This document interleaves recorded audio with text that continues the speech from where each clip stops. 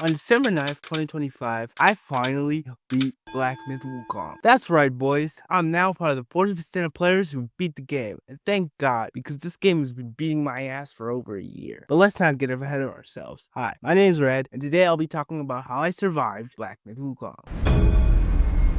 Black Myth Wukong is a Souls-like game. Yes, this is Souls-like.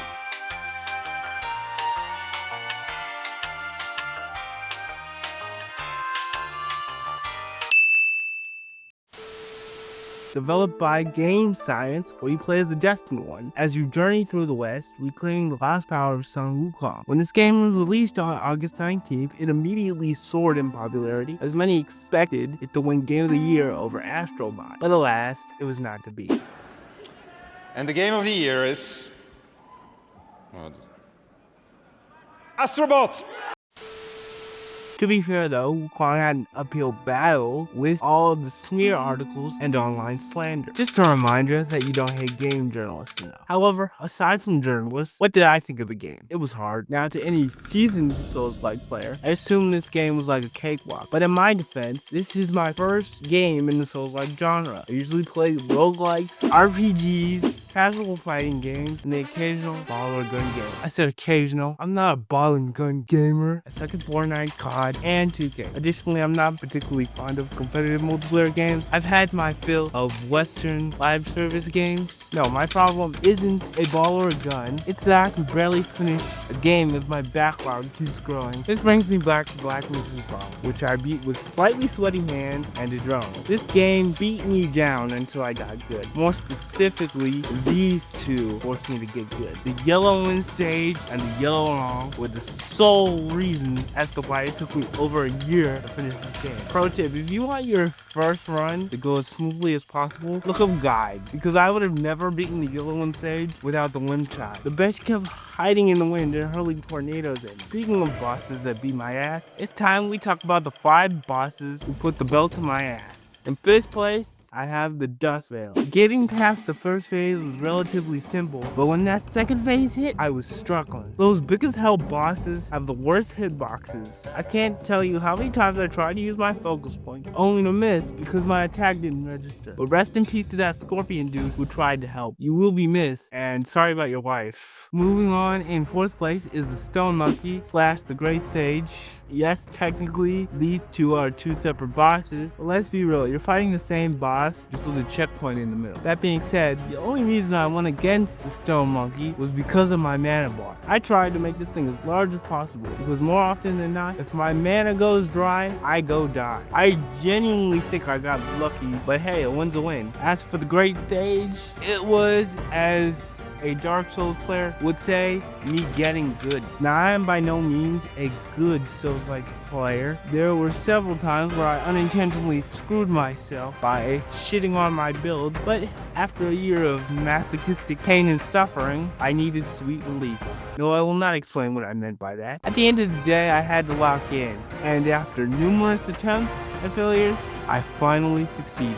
This brings me to 3rd place, Erlang the Sacred. He's arguably the hardest boss in the game. He has a shield, uses the Thunderbane, blocks, and counters. If you don't use the proper gear, you will get your shit rocked by this 3-eyed bum with mommy issues. Luckily, the internet has answers, as the chi build was my key to victory, even if executed very poorly. But eventually, I got his bitch ass, but then it turned into a kaiju fight between me and Erling and the 4 gods, and after dying once, I proceeded to smuggle their bitch asses as well. So it was a good day. Moving on to number 2, the Yellow Wind Sage. As I said earlier, I highly doubt I could have beaten this rat without the wind chime, and that's all I'm gonna say on the matter. Just thinking about it gives me PTSD, like my mother's old belt. Let's just move on. As for number 1, the Yellow Long, there was no skill during my fights with him. I tried guides, strategies, and anything I could think of, but I'm convinced I just got a lucky break. Fighting him in that tiny arena with all that thunder was the bane of my existence. See what I did there? But what pisses me off about this fight is that I didn't know it was completely optional. I wasted months of my life on an optional boss. I could have just gotten stronger, backtracked, and one-shot him. After beating him though, the The game was pretty much smooth sailing until I got to the final chapter. But enough about bosses. Let's talk about the game's combat and exploration. This game's combat involves 3 systems: stances, spells, and transformations. Stances are basically how you choose to fight depending on your playstyle. You want to do the most damage as possible? Then the attack stance was built for you. Want to keep your distance and avoid those heavy attacks? Thrust stance has got you covered. And if you want to mix of both attack and thrust stance, then the pillar stance is your match made in heaven. As for spells, we all know the MVPs were as follows: Immobilize, Cloud Step, and Pluck of Many exclusively in that order. If you say anything else, just know you're wrong. Finally, for transformation, you get some of the best of them in the first chapter, so just do yourself a favor and stick with them, as when they're fully upgraded, they do some serious damage.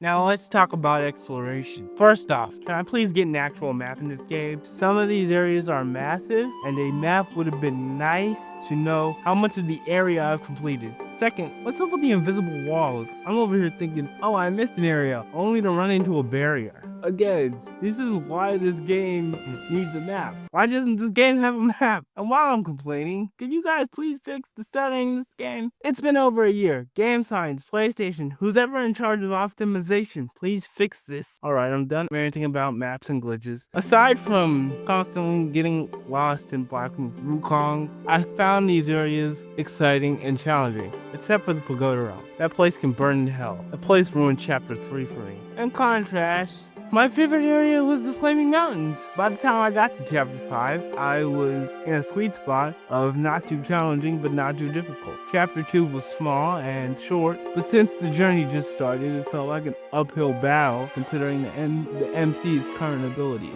Chapters 2 and 3 help improve abilities, but these chapters are large in scope, and I'd rather keep backtracking to a minimum. Plus, these chapters have the Pagoda Realm and the Yellow and Sage. As for Chapter 4, I can do without the Yellow Law and all of the annoying poisonous bugs. And in Chapter 6, I kept getting lost on a floating path. Meanwhile, in Chapter 5, the most annoying thing I had to deal with was a giant metal ball. And hey, that turned out to be a pretty fun boss fight. Plus, in this chapter, we get one of the game's most interesting and tragic boss fights. Rip Horse Bro, you will be missed. As for you, you bastard, I'll never forgive this. Aside from the tragedy of Horsebrow, rest in peace! This chapter was awesome. It had fun mini bosses, great exploration and upgrades, and a sick final boss. I didn't even look at it. This guy is a badass, and he battles like one too. This chapter was a 5-star meal, and I enjoyed every second of it.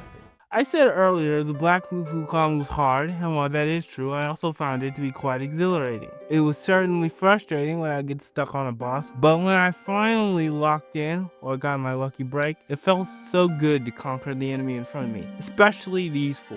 Yes, this game was an uphill battle, but it was my battle.